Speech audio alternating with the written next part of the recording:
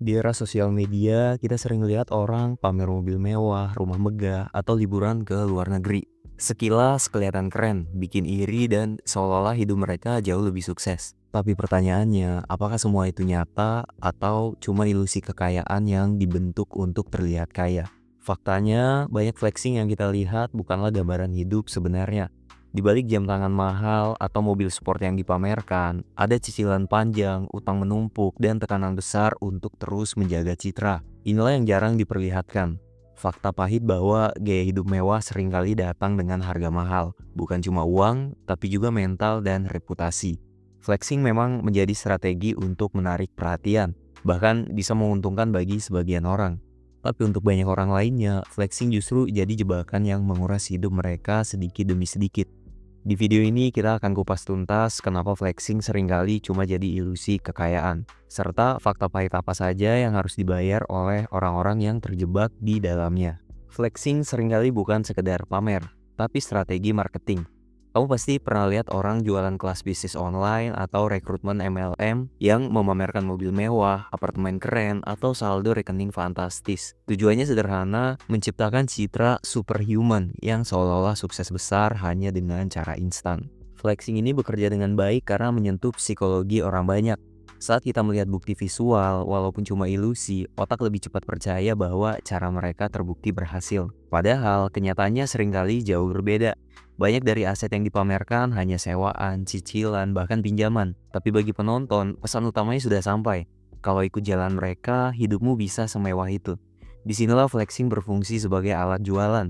Gak peduli apakah kekayaan itu nyata atau tidak, yang penting orang-orang tergoda untuk membeli kelas, ikut program, atau masuk komunitasnya.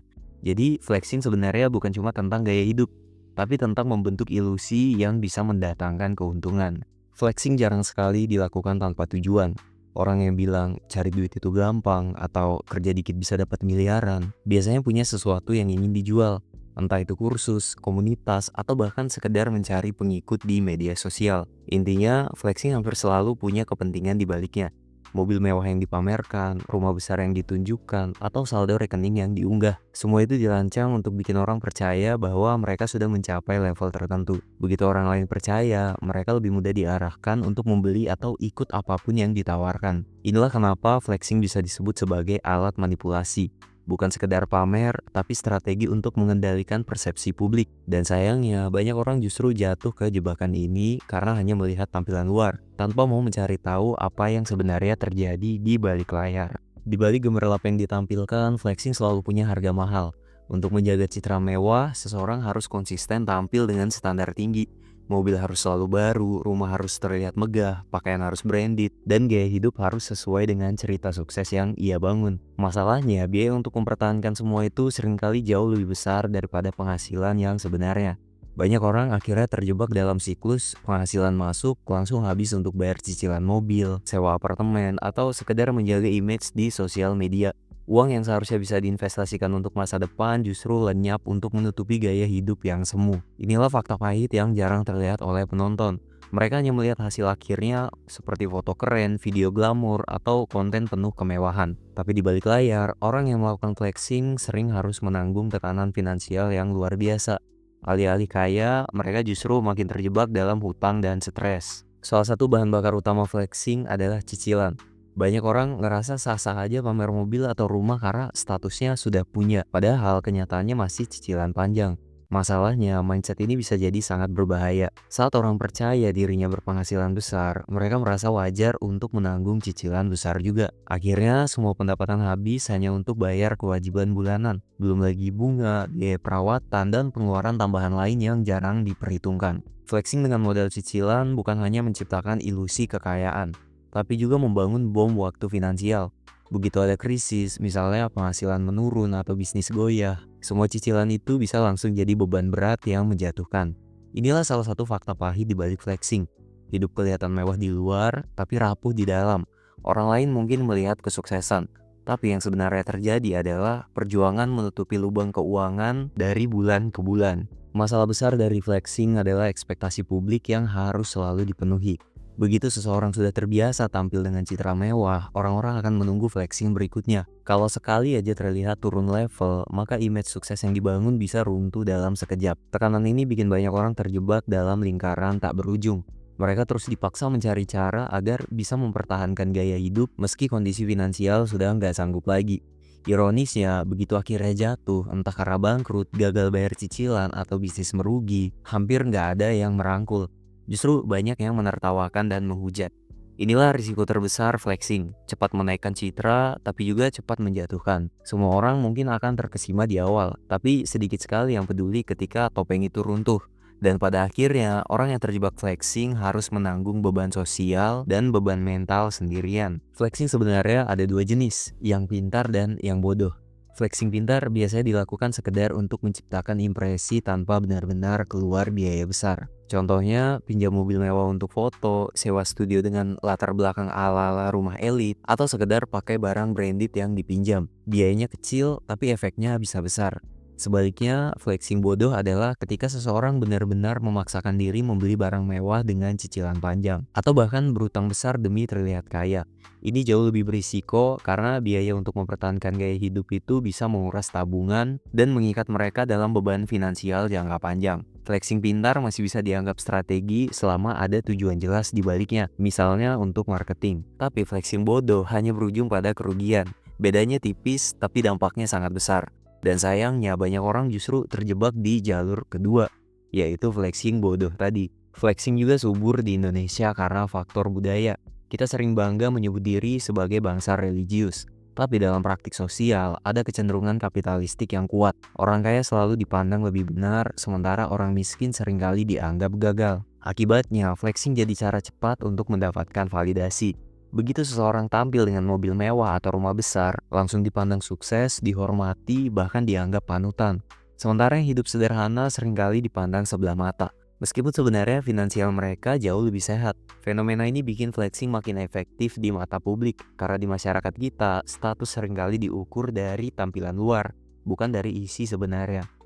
Itulah kenapa banyak orang rela mengorbankan stabilitas keuangan hanya demi menjaga citra sukses di mata orang lain. Sebenarnya, flexing nggak selalu buruk. Semua kembali ke niat dan cara melakukannya. Kalau flexing dilakukan untuk merayakan pencapaian nyata, misalnya beli rumah pertama setelah bertahun-tahun nabung dan disampaikan dengan cara yang bijak, itu bisa jadi motivasi buat orang lain. Tapi kalau flexing dilakukan hanya untuk pamer atau memicu rasa iri di tengah masyarakat yang masih kesulitan ekonomi, dampaknya bisa negatif.